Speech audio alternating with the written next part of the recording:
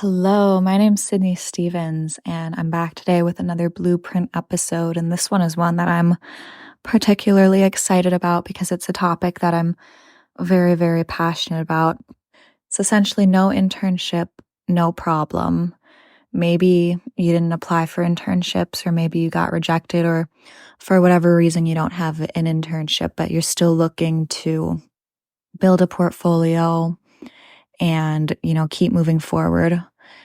There are a couple things that you can do, and I think this episode is probably going to be aimed at creatives more than management and strategy students, just because I'm a creative and that's what I can speak on best.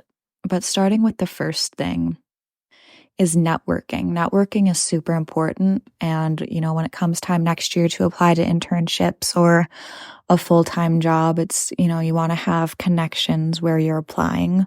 So my favorite way to kind of get the attention of people at agencies is to go on LinkedIn and look at the agencies that I'm interested in.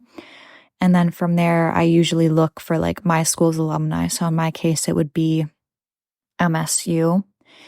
And I would just kind of look at their portfolio, look at the work that they've done, and try to find something that really resonates with me.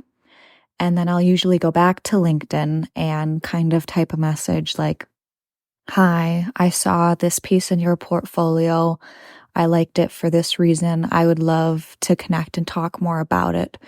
And from there, you can hop on a Zoom call, or maybe if you're close enough to where that person lives, you can go meet over a cup of coffee and just talk and get to know them. And I think one thing that's really important, and this is an excellent piece of advice that I received, is, when you're trying to build a strong connection and relationship with someone, treat them like people. So don't just reach out whenever you need something from them.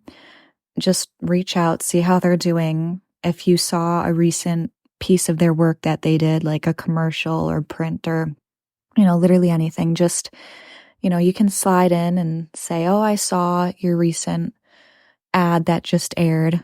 I'm a big fan of it." Or, whatever. You guys know how to talk to people.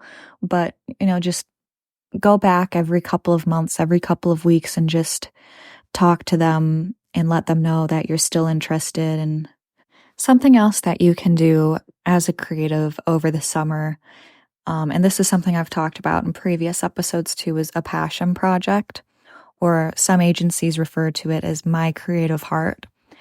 And that can really be anything. I know I had talked about Nolan Wall, who did album covers out of Play-Doh, and it caught the attention of, I think it was a creative director. It might have been the CEO of FCB. And he mailed a couple album covers to her because she said, "This is amazing. I'd love to, get some." And he mailed the covers to her and ended up getting a job at FCB, well, an internship. And then once he graduated, he got a full-time job at FCB. And I talk more about him. I actually have an episode with Nolan on my podcast, Breaking Ad MSU. And you can hear the entire story, and you can hear him talk about it in much more detail and kind of what inspired the album covers and everything. Another example I have from one of my classmates is making like a book. So for a little bit of context, she's a Jeep family, and she's applying to the agency that has Jeep as a client. So she has all of these childhood photos with Jeeps and toy Jeeps, and she essentially compiled it all together. And I think that's really cool too, because it shows that you're interested in that agency. A third option to keep you occupied this summer is an independent study. And this is actually what I'm doing right now. I've kind of combined a passion project with an independent study.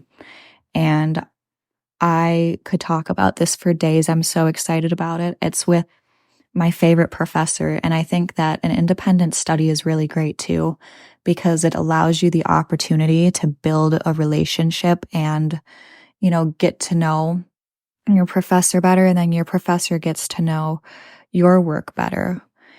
And I just at the end of the day, I think that MSU is really lucky because we have professors of practice who have connections to the industry, and they're coming from the industry, so they know, what's going to work, what's not going to work. They just have really good advice. And I'm finding that this independent study is really helping me a lot. And I guess I didn't tell you guys what I'm doing for my independent study. I'm writing a screenplay. I'm a copywriter for some context. So I wanted to do kind of like a longer format script that showed that I can write scripts and think creatively and construct stories and this and that.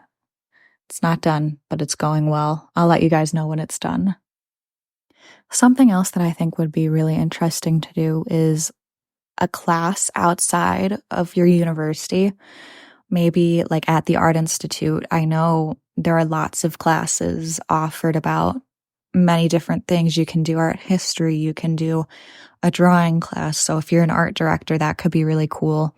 Or even if you're not an art director and you just want to further your knowledge of art and the art world industry, then that would be really cool.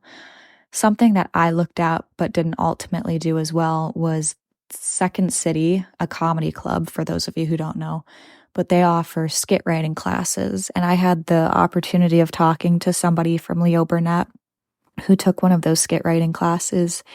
And she said that she learned a lot from it. And it's also very humbling, I would imagine, too, because, you're reading your jokes in front of rooms of people. And I think that would be really cool for maybe people who are already funny and they're looking to strengthen their comedic timing and just their writing style. Another point that I have is there are award shows that run quarterly. For example, Breaking and Entering has the Crowbars.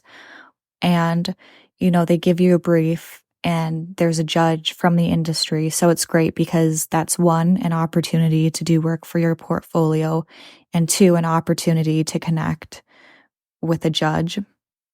And I know there's also Young Shits too. I'm not sure like how often they get new briefs, but that's something else. You can look back to past years and everything like that, and you can see the briefs. And if you see a brief that, you think is compelling and it inspires you, do work for the brief. And, you don't have to enter it anywhere, but it helps you build your portfolio. And that brings me to my last point is summer is the perfect time to work on your portfolio because you don't have stress from other classes. You can pick a project, you can focus on it. I don't know how it is at other universities, but my professors are always on their email. So I'll send them, work that I'm doing and I'll get feedback and maybe even meet with them in Zoom. Or in my case, I live close to my university year round. So I go in and I meet with them in person. And again, it's, you're finding mentorship with your professors and you're building those relationships, which is really, really important, especially when you go to apply. I know a lot of places need reference letters and people that will recommend you there. And so this is an excellent opportunity to connect with your professors. If you're doing work in the summer, it shows them that you're motivated. And obviously, if you're also doing work in the summer, you're building your portfolio. So you win two different ways. And I just think that as a creative person, you should always be creating, especially, if you have a passion for it. Even if, you don't want to do something advertising related, do something really, really cool and just spend time doing it and developing that idea. And then put it in your portfolio as a passion project.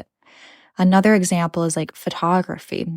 Maybe like do a sustained investigation on a specific topic and just spend months and months going back and photographing and getting different angles. And then, like put that in your portfolio. It's just so good to show that you're multidisciplinary and you're a Swiss Army knife. You can do many more things than just what you're applying for.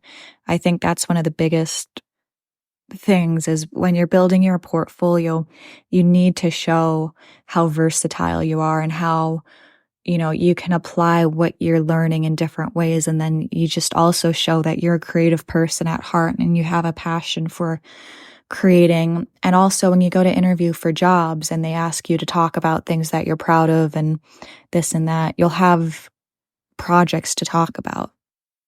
So I hope that somebody found this episode useful and maybe I inspired you to do a passion project or something. But good luck. Have fun with it. That's the most important thing. Have fun.